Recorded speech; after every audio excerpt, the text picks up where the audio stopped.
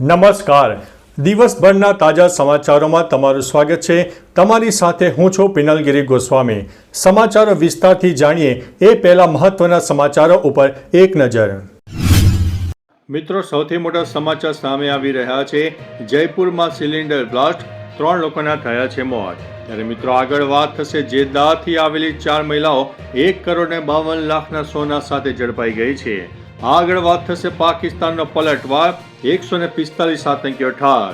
આગળ વાત થશે ગુજરાતમાં ઘઉંની ટેકાના ભાવે ખરીદી માટે નોંધણી પ્રક્રિયા શરૂ થઈ ગઈ છે. ત્યારે વાત થશે વન વિભાગની મોટી કાર્યવાહી સામે આવી છે. આગળ વાત થશે પાટણમાં દલિત વરઘોડા પર મોટો હુમલો જોવા મળ્યો છે. ત્યારે વાત થશે 17 વર્ષની તરુણીને પ્રેમજાળમાં ફસાવી છે. વાત છે સુરતના ડિંડોલીની. આગળ વાત થશે એક ક્લિકમાં તમારું ખાતું ખાલી થઈ શકે છે.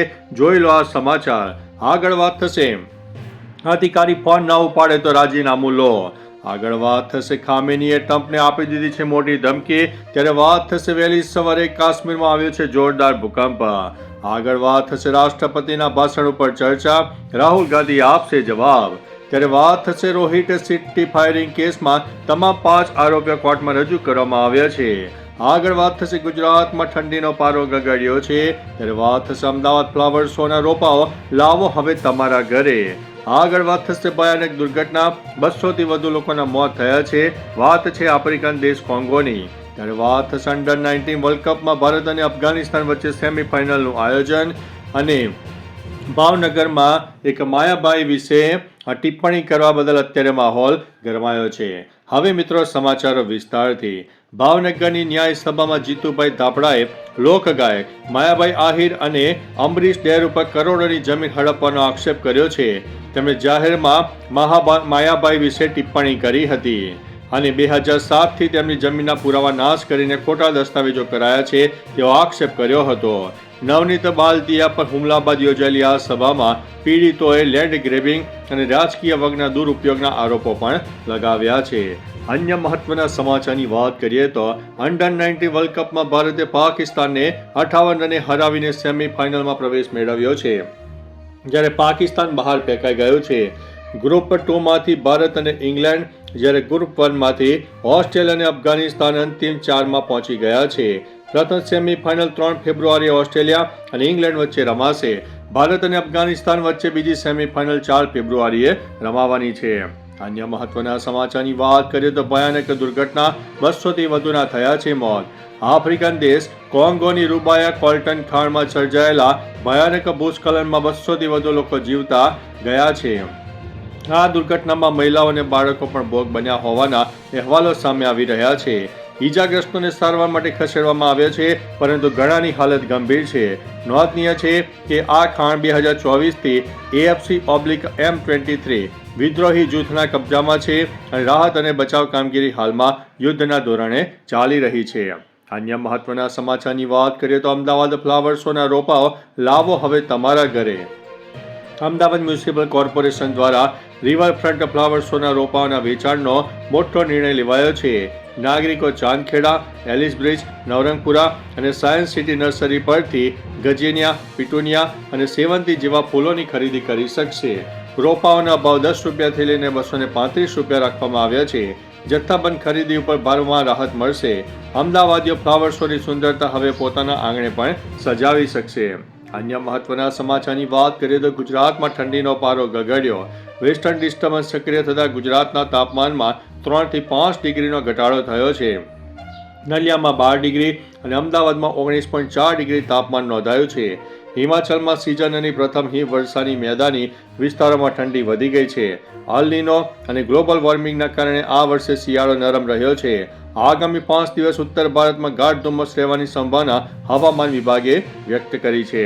અન્ય મહત્વના સમાચારની વાત કરીએ તો રોહિત શેટ્ટી ફાયરિંગ કેસ, તમામ 5 આરોપીઓ કોર્ટમાં રજૂ. મુંબઈ પોલીસે ડાયરેક્ટર રોહિત શેટ્ટીના ઘર બહાર ફાયરિંગ કરનારા 5 આરોપીઓને ક્રિમિનલ કોર્ટમાં રજૂ કર્યા છે.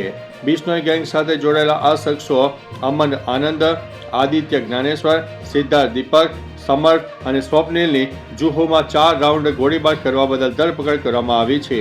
પોલીસ આ હુમલા પાછળના મુખ્ય માસ્ટર માઇન્ડ અને ગેંગના સંપર્કોની ઊંડી તપાસ કરવા માટે આરોપીઓના રિમાન્ડની માંગણી પણ કરી રહી છે.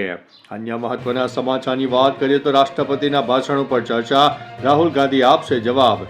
લોકસભામાં બપોરે 12 વાગ્યાથી રાષ્ટ્રપતિના અભિભાષણ ઉપર 3 દિવસીય ચર્ચાનો પ્રારંભ થશે. ભાજપ તરફથી સર્બાનંદ સોનોવાલ આ ચર્ચાની શરૂઆત કરશે, જ્યારે વિપક્ષના નેતા રાહુલ ગાંધી પણ પોતાનો પક્ષ રજૂ કરે તેવી શક્યતા છે. રાહુલ ગાંધીએ અગાઉ જ સંકેત આપ્યો હતો કે તેઓ બજેટ અને સરકારી નીતિઓ પર સંસદમાં વળતો જવાબ આપશે. અન્ય મહત્વના સમાચારની વાત કરીએ તો વહેલી સવારે ભૂકંપ આવ્યો છે. કાશ્મીરના કેટલાક વિસ્તારોમાં વહેલી સવારે ભૂકંપના આંચકા અનુભવાતા લોકોમાં ફફડાટ ફેલાયો છે. રિક્ટર સ્કેલ ઉપર તેની તીવ્રતા 4.6ની માપવામાં આવી હતી. રાહતની વાત તો એ છે કે આ ભૂકંપને કારણે હજુ સુધી કોઈ જાનહાનિ કે મિલકતને નુકસાન થયાનો અહેવાલ નથી. સ્થાનિક વહીવટીતંત્ર સતર્ક છે અને સ્થિતિ ઉપર સતત નજર રાખી રહ્યું છે. લોકોને ગભરાવાને બદલે સાવચેતી રાખવા સૂચના આપવામાં આવી છે. અન્ય મહત્વના સમાચારની વાત કરીએ તો ખામેનીએ ટ્રમ્પને મોટી ધમકી આપી છે. આયાતુલ્લા અલી ખામેનીએ અમેરિકાના રાષ્ટ્રપતિ ડોનાલ્ડ ટ્રમ્પને કડક ચેતવણી આપી છે. ખામેનીએ કહ્યું છે કે જો અમેરિકા આ વખતે ઈરાન ઉપર કોઈ પણ પ્રકારનો હુમલો કરશે તો તે પશ્ચિમ એશિયામાં એક પણ મોટું પ્રાદેશિક યુદ્ધ શરૂ કરશે, જેનાથી તણાવમાં વધારો થશે. ખામેનીએ આ ચેતવણી એવા સમયે આપી છે જ્યારે ડોનાલ્ડ ટ્રમ્પે ઈરાનને ધમકી આપી છે કે જો પરમાણુ કરાર માટે સંમત નહીં થાય તો તેના ઉપર હુમલો કરશે. અન્ય મહત્વના સમાચારની વાત કરીએ તો અધિકારી ફોન ન ઉપાડે તો રાજીનામું લો. મુખ્યમંત્રી ભૂપેન્દ્રભાઈ પટેલે મ્યુનિસિપલ કમિશનરોને આડે હાથે લીધા છે. તેમણે અત્યંત કડક શબ્દોમાં સૂચના આપી છે કે જો કોઈ અધિકારી પ્રજાના ફોન ન ઉપાડે કે કામમાં ઠાગા ઠૈયા કરે તો કમિશનરે તેનું રાજીનામું માગી લેવું જોઈએ. જો કમિશનર આવા બેજવાબદાર અધિકારી સામે કાર્યવાહી ન કરી શકે તો તેમણે પોતાનું રાજીનામું આપવાની તૈયારી રાખવી પડશે. આ કડક સૂચનાથી વહીવટીતંત્રમાં શિસ્ત અને જવાબદારીનો સંદેશ જવા જઈ રહ્યો છે. અન્ય મહત્વના સમાચારની વાત કરીએ તો એક ક્લિકમાં ખાતું ખાલી. સરસપુર વિસ્તારના 36 વર્ષીય યુવક સાથે ઓનલાઈન લોનના બહાને 4.54 લાખની સાયબર ઠગાઈ થઈ છે. 18 જાન્યુઆરી યુવકે ખાનગી ફાઇનાન્સ કંપનીમાં લોન માટે અરજી કરી હતી. હપ્તો ઓછો કરાવવા એજન્ટ સાથે વાત કરી ત્યારે અજાણ્યા શખ્સે એપીકે ફાઇલ મોકલી.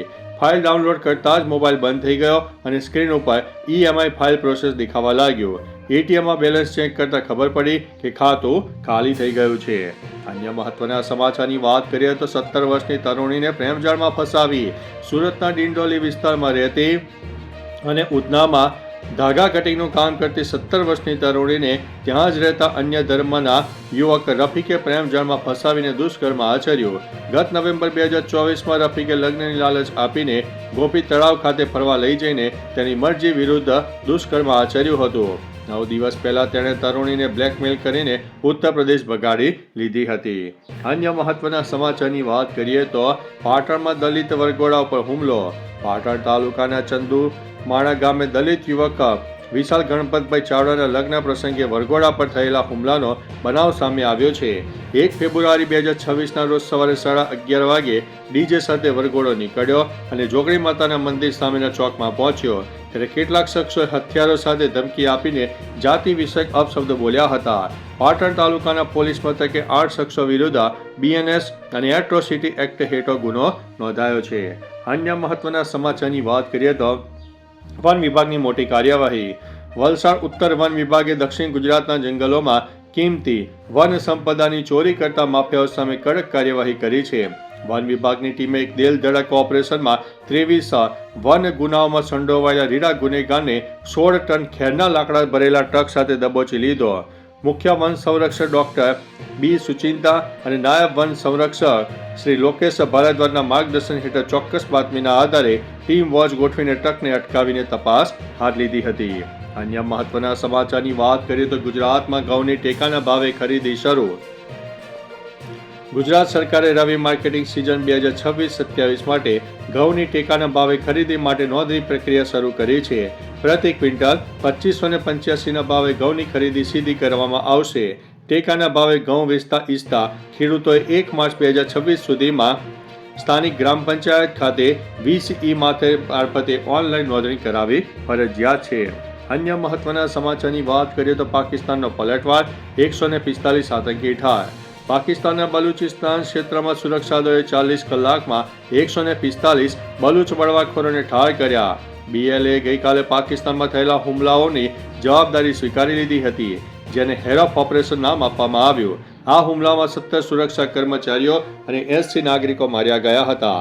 પાકિસ્તાને ભારત ઉપર તેમને ટેકો આપવાનો આરોપ લગાવ્યો છે, જે દાવાને ભારત સખત રીતે નકારી રહ્યું છે. અન્ય મહત્વના સમાચારની વાત કરીએ તો જેદ્દાથી આવેલી 4 મહિલાઓ 1,52,00,000 સોના સાથે ઝડપાઈ. અમદાવાદના સરદાર વલ્લભભાઈ પટેલ એરપોર્ટ પર કસ્ટમ વિભાગની એર ઇન્ટેલિજન્સ યુનિટે મોટી કાર્યવાહી કરી છે.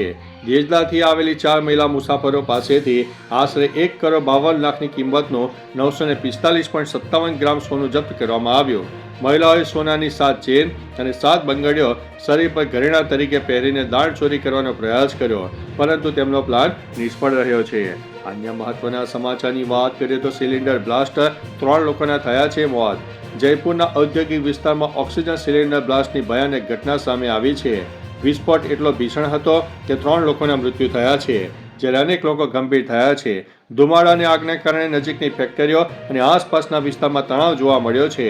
ફાયર બ્રિગેડ અને પોલીસની ટીમો ઝડપથી ઘટના સ્થળે પહોંચી ગઈ હતી. તો ચાલો મિત્રો, ફરીથી દેશ અને દુનિયાના સુપરફાસ્ટ સમાચાર લઈને મળતા રહીશો. ત્યાં સુધી અમને રજા આપશો. નમસ્તે.